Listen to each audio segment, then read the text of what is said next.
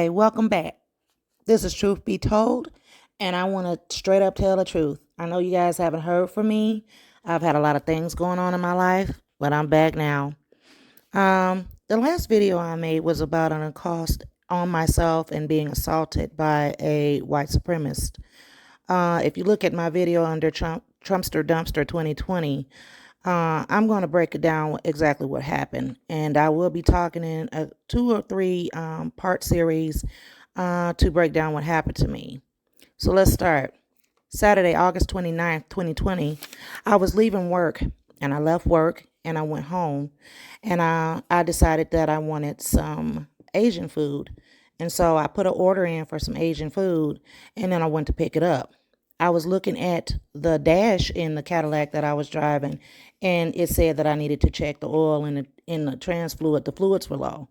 So I was close to a Meyer, and I pulled right on over to the Meyer gas station adjoining the Meyer because in the strip mall, the Asian food place was there. When I pulled up behind a old Ford Fusion. I was in the car and I popped the hood. That's when I noticed that a 34-year-old white male, Dean Mike, had walked out of the gas station, and he walked behind his car and he went over to the driver's side, which means he walked in front of my car to get to the driver's side of his car. He turned around as I was getting out of the car, and I was getting out of the car and I was going towards the front, and all of a sudden, out of nowhere, he just started screaming at me, calling me a stalker. He was saying I was following him. And I looked and I kind of laughed because I'm like, okay, this can't be happening to me. This is not the truth. I'm like, wow, am I really about to go through these episodes that I see other people going through? Like, is this really happening?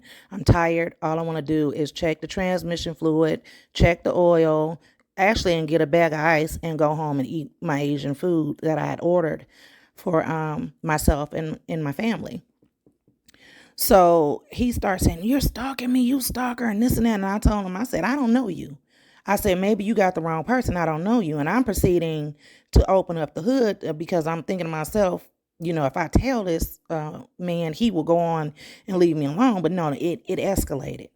It escalated to the point that he started calling me black, NIGGABITCHs.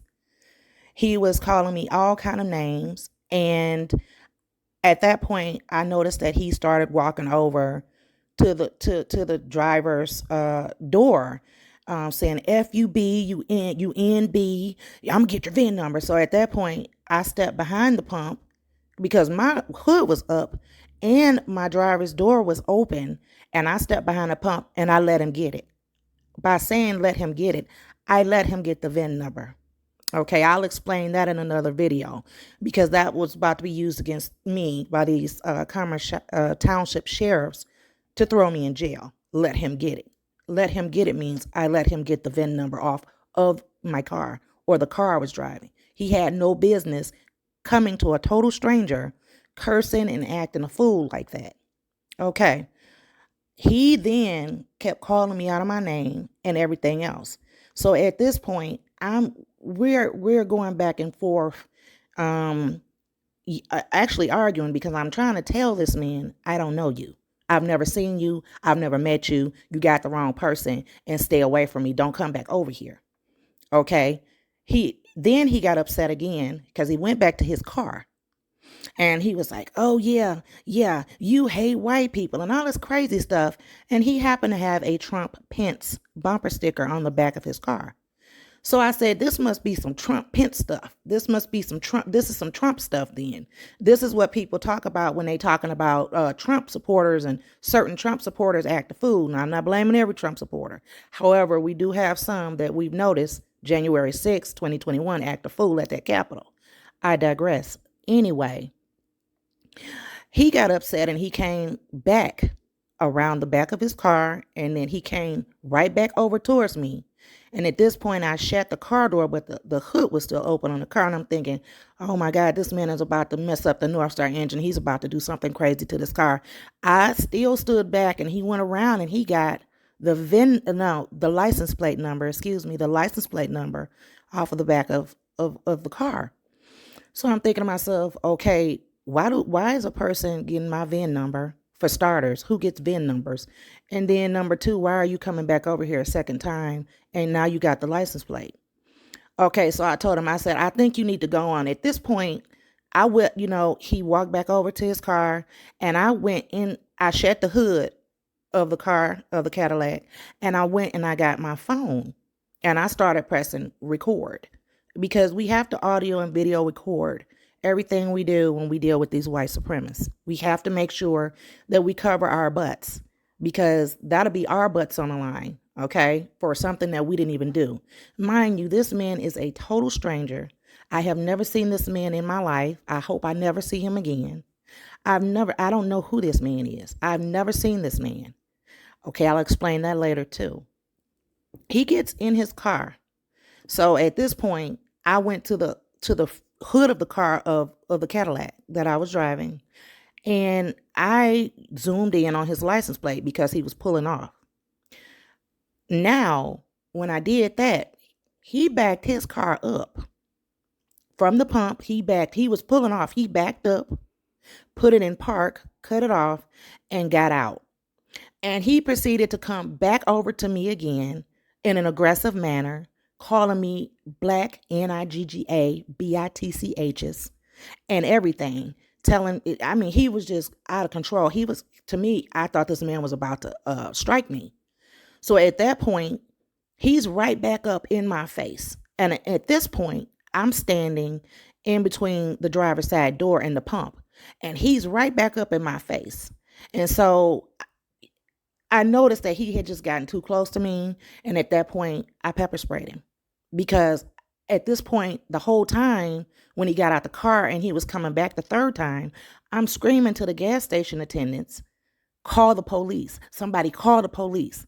Call the police. Somebody call the police. And I'm screaming, as you can see in the video, and I'm screaming at the top of my lungs. And so one of the gas station attendants, it was a man and a woman. The woman gave me a thumbs up to let me know she called. And so he was like, he must have seen her give me the thumbs up, Dean did, because he was like, oh, I'm going to call the police on you, because I had to pepper spray him. And I'm going to call, and your black B.A. is going to jail. You're going to jail. I said, I'm not going to jail. I didn't do it. I said, I don't know who you are. And at that point, he proceeds to go into the gas station and grab a half a gallon of milk, which I didn't even see him pay for. I don't know if he paid for it or not. But I guess it doesn't matter because, he has that entitlement. And he's pouring it all over his face, and he's sitting down on the side of the gas station next to the door, just talking ignorant, talking foolish. And so I noticed, I say 5 to 8 minutes later, it really didn't take the Commerce Township sheriffs too long to get there. They rolled up on the scene like it was a robbery in place. I mean, the way they rolled up, and they rolled up 2 or 3 deep. You had 3 SUVs, to my recollection. It might have been one sheriff car and 2 SUV trucks. However, they rolled up, and they rolled up quick. At this point, I'm still recording. And so he's still on the ground. I notice he goes back in, gets another half gallon of milk, and comes back out, and he's pouring it all over his face. At this point, Dean, 34-year-old white male, is playing the victim. He's playing the victim as if I assaulted him, a total stranger that I don't even know, that's calling me all type of racial slurs, coming up in my face, coming up on me, trying to harm me. So when the sheriffs pulled up, they jump out the car, and I'm still standing in between the pump and the driver's side door. I'm standing inside of the driver's side door. And so I had reached in and got a second phone because I called my fiance, and I'm like, you need to get up here quick. Please get up here quick, because he wasn't on the scene. He wasn't there. I'm like, and I just told him, please get up here quick. So at that point, I'm telling the police when they rolled up, because, what's happening to blacks in this country is it's a real travesty, and we have to be careful how we deal with these police people. So they rolled up, and I just screamed. I said, wait a minute. They was like, what's going on? And I'm like, I said, you guys are not going to kill me. You're not going to hurt me. And I said, he's not going to hurt me and he's not going to kill me either. And I was talking about Dean and I said, he. I said, this man assaulted me. He accosted me. He's a stranger. And I said, I don't know who he is. Now, at that point, I had sprayed him and I had wiped my face and I had pepper spray in my own eyes. So at this point, I couldn't really see either. And so they're like, well, do you need medical attention? And I'm like, that would be nice. I need something to flush my eyes. So I'm explaining the story because he was one of the officers. I'm not exactly sure if it was Canoodle. I know it's a deputy Canoodle, and it was another deputy. And they were telling me, well, one of them said, you come stand with me over here and you talk to me. You talk to me. And the other deputy said, I'm going to go talk to him. And so I was standing to the rear of the Cadillac that I was driving. And at this point, I was so upset. I was in shock almost. I started feeling myself going in shock. And I started crying. I was already crying when they pulled up.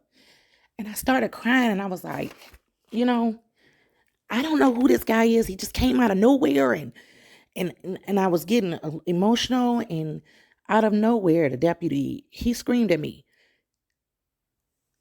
calm down, and to me, it's crazy because, you know, I didn't have time to properly process the situation, mentally take it in, and it's funny how they do our people. It's funny how our people are done. We can be accosted, assaulted, and everything, but we have to keep it cool. We have to play it. We have to keep our tone down. We have to be so passive. We're not allowed to show emotion. Even if we didn't got shot or we didn't got beat up, or a total stranger like Dean approaches us and accosts us, verbally assaults me and gets ready to physically harm me. We have to play it cool. And I thought that was, and when he screamed at me like that, he screamed at me worse than an animal. And it clicked in me. It clicked in my mind. Let me get this. Let me calm down and get it together. I wasn't looking for sympathy. I wasn't playing the victim, even though I was victimized. I said, let me go ahead and explain the story. So I started explaining the story, and they tried to, we walked through the whole sequence of events, and it was clearly something wrong with Dean. I don't know if he was drinking, because in the video I said, have you been drinking? Are you on drugs? And he was clearly off. And we'll talk about that a little bit later too, because he just seemed like he wasn't all there. That doesn't give him an excuse to violate a total stranger. However, my fiance arrived on the scene. And so the cops were telling me, well, you can, not the cops, I'm sorry, the deputies, you can cut your camera off. You can cut your camera off because I kept recording everything. And I advise everyone to keep recording. Do not listen to these people telling you to cut your camera off, because that's the overlay for the underplay. That's the setup to set you up to throw you in jail. So I told the deputy, I said, well, no, I want to keep this on. I want to keep this on for my protection and blah, blah, blah, etc. And so he was like, well, they have cameras at this gas station and we're wearing body cameras. I said, I would like to keep on, my camera keep rolling. So I go through the process of explaining. Okay, I'm done explaining. And so they take my ID and they tell me that I need to go stand behind the gas station. Now, for that reason, I was just a little bit dumbfounded. Why would you have me stand behind the gas station, away where I couldn't see the Cadillac, the car I was driving, or anything? So I stood, to the back of the gas station where I could get a view of the car. And I made sure that I hit that lock button on the car on my keypad. I said, boop, boop. I hit that lock button. And I'm glad that I did, because the other deputy that was with the deputy I was talking to, he had his camera and he was searching through my windows. And I seen him lightly pull up on the door to see if it was open. And he saw me looking at him while he was doing that. And he kind of frowned and kept it moving. And see, that's another overlay for the underplay. Now, a lot of things are planted on people.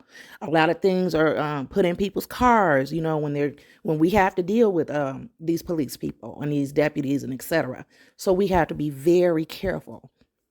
You can hear my voice. I'm very upset. to even have to rehash this. I'm very upset. So the ambulance arrived. And when the ambulance arrived, they weren't very helpful to me. They were asking me what was going on. They were saying, stop rubbing your face. And at this time, my fiance was trying to pull the water on my hands and my eyes for me to try to help cool me down and stop the burning. And the whole time, because the deputies did tell me that they would have some type of saline solution that would help me, to stop the irritation and the burning. And they never offered it. They talked to me. They wanted to know the story. I guess they want, they shine a light in my eyes. I guess they wanted to see if I was coherent or if I was on drugs or drinking or whatever the case may be. And to no avail, no, I wasn't. And I don't do those type of things. However, the deputy came back to me after the ambulance left, and he said, would you like to fill out an incident report? And I was like, I sure will. I said, I want to prosecute him. And at this time, I didn't know his name until I got that police report. And we'll talk about that in the next episode. It's going to be the aftermath. So anyway, I wrote down the incident report, and I wrote down about a good 2.5 pages. I really tried to write specifically what happened. And, by me being a person that I won't say I'm in poor health, I do have a chronic debilitating health issue, which I'm not going to speak on, which renders me handicapped at some time and disabled. And it just depends on, the good days and the bad days. I wasn't about to let this white supremacist get up in my face for the third time and finish the job, because anybody that does something like that and they run up on you twice and then they get in a car and they pull off and they back up and they get back out and they come back over to you and they calling you all kind of black N words and B's and all that kind of stuff and MFers and you're stupid, you MFer and all this. You don't know what they're going to do. You don't know what, and it was such an aggressive manner, and he was so close to me, and he's just screaming and raging with these racial slurs, and I'm just like, this man is about to really hurt me. And back to the deputy that came over after the ambulance left.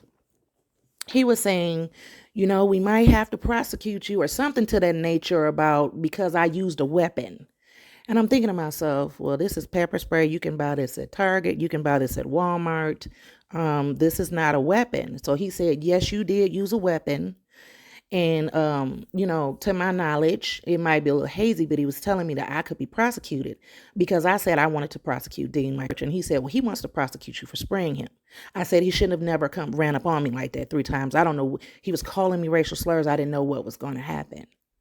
If you guys check that video out, you can definitely see what happened. The first 2 times he ran up on me, I wasn't recording, but that third time when he got in the car and he backed up, you could see him running up on the car. That was his 3rd time doing that. And so the officer was like, well, there's no cameras here. Now, remind you this, when they rode up on the scene, the deputy said, you can cut your phone off. We have body cameras on, and there are cameras at this Meyer gas station. It's cameras all around. And I did tell him that I wanted to keep my camera rolling for my protection. So that's when I said, well, you rode up and you said it's cameras. He's like, well, no, we checked inside with the clerk and there's no cameras and this and that. And I said, okay. I said, well, I have everything on camera. I video and audio recorded everything. I have it all. And he was like, wow. He was like, you do? I said, I sure do. He was like, well, can I see it? And I proceeded to show him the audio and the video of this man harassing, assaulting, and accosting me. And almost pretty much, I don't know what he was going to do. I thought he might have tried to kill me. I don't know. I was under high anxiety. I was under stress. I was being attacked. So, I showed the Deputy Canoodle, if I'm saying it right. It was 3 deputies on the scene. So I do remember the one that yelled at me. He did pass me back my ID card, and I said, and I would like my pepper spray back too. And he gave it back to me. I showed him the video, and he was like, okay, just cut it off. Just cut it off. And he was like, we're going to get ready. And, after you fill your statement out, if you guys are okay to go home, we're going to let you guys go home, talking about myself and my fiance. And so that pretty much sums it up. I could go into really great explanation and detail. However, I choose not to with that, because I have another part that I'm going to share with you guys. Well, we have to be very careful. It's 2021 and things don't really seem like they've changed throughout the centuries or the decade. It's just it's crazy, and it's, to me, it's just so disheartening that when you are paying, well, I don't live out in Commerce Township. However, we will discuss some things later about the area in which I live, because I'm constantly being harassed. But we have to just be careful. It's a sick, sad world, and we're living in a world of any and everything. And we do see every day, about white supremacy, and it's stronger than it ever has been. And I'm just gonna let you guys go, and I will get back with you guys with the aftermath.